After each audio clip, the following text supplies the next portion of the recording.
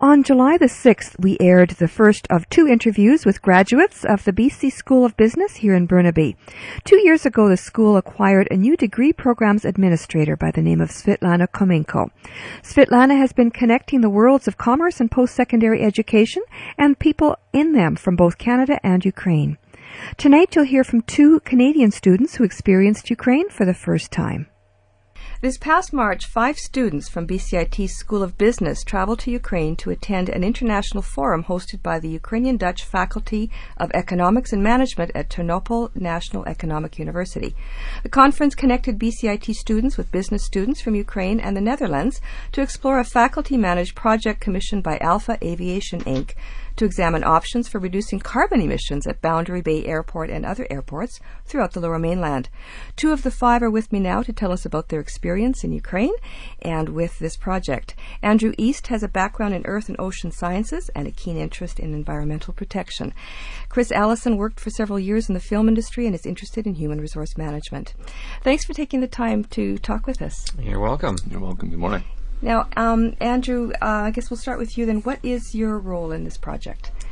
My role, kind of, if I had to give one, initially was looking into biomass generation and putting in, specifically an anaerobic digester. We were looking at that for a while to set that up on the Boundary Bay Airport property as a means of subsidizing their electrical needs. After a lot of research, months actually, we learned kind of in a very short period of time that it was not feasible. Oh, okay. Well, sometimes that happens. Yeah. Oh, okay. So then, what's your role? How do you fit in? I was kind of elected as the coordinator of the group, and originally our group was put together as part of a directed studies project here at BCIT. So we were essentially like a pilot project that's different from the normal co-op program that's done here. So we're 2 HR students. There were 2 business admin students and an IT student.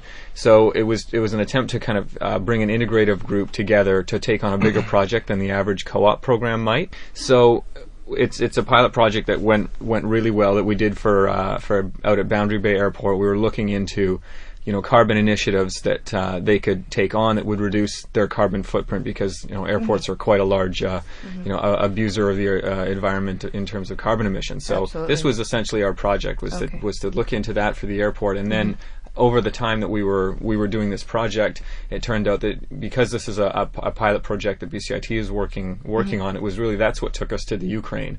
It was the combination of the uniqueness of our group in terms of just a new type of co-op approach, a directed studies approach here at BCIT, and that we were working on green initiatives, which are kind of a cutting edge type of thing that a lot of other businesses could hopefully use. For instance, we were hoping that the initiatives we come up with for Boundary Bay could then be used at airports of similar size all the way across Canada and be used as a template and kind of championed out of BC, which is a fairly green savvy province.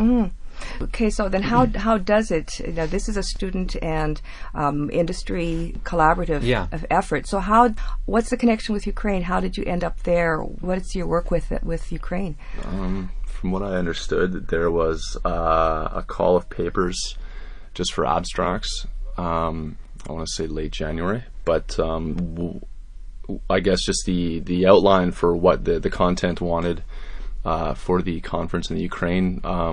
At first glance, by our kind of teacher sponsors here, it looked like it was kind of parallel to what we were doing. So they just sent in an abstract on a whim. Like, we just quickly typed one out in kind of an afternoon, and really quickly got a response back that they were interested. So then we had to draft this massive paper, like the formal paper, and then we also had to put together just some speaking slides and obviously everyone go over the respective points. But that's it was very, very quick. I'd say from just the first whisper of this conference to us getting the plane tickets and itinerary was not much outside of 3 weeks. Wow. Yeah. That was quick. So had you any inkling when you started your school year that you'd be going to Ukraine? Absolutely no. Okay, so you had much to the jealousy of our other students. Yeah. Like, you guys are doing good. Yeah, nor did they. Yeah, because we took on a more complex and a heavier workload with this directed studies project. So it was kind of worked out fortuitously for us, because the Ukraine kind of came out of it. A lot of people said, "Well, I would have been interested if I'd known the Ukraine was coming." But it was a great trip, but it was also a working trip. It was a business trip. Sure. We attended a conference, and we all of a sudden we were presenting a paper at an international business conference. A tight schedule. Yeah, Wow. Yeah, very tight schedule.